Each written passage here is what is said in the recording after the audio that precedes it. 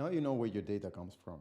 Once you have this, the next step is to move into an independent quality assessment and then to go and clean the data. You can think a little bit about this like preparing food for consumption. First, you have to select that food, you examine the food and you see, well, this is something that I can actually eat. And then you have to clean it before you can cook it. And finally, you can digest it.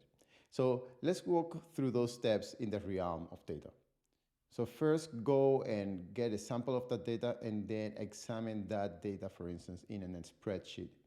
Look for the errors that you find in the data. They might be missing values, typos, data types that are in the wrong column, like an address on a name. When you have found these mistakes, mark them in red. And so you will have at the end a map of how these red points are distributed in your data set.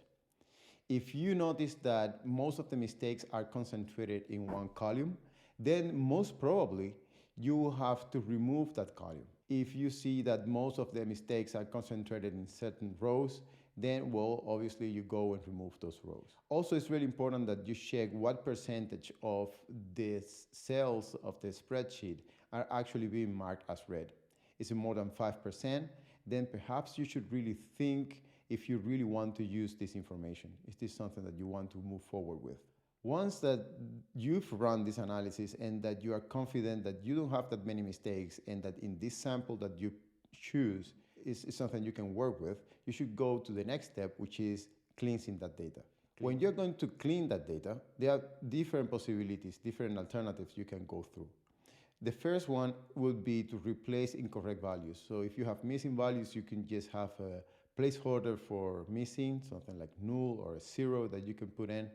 Or if you find obvious mistakes in the data, you can replace them. You can fix typos. After you've cleaned that data, you can observe that sample that you took before, that you clean now, and then you decide, well, this is something that I really can use. If this is the case, then you should go and talk to a data scientist. And after you talk to them, you can go at scale and try to do that with a whole data set. If you consider after doing the examination and cleansing of the data that the quality is not good, then you should stop right there and perhaps look for other sources of information.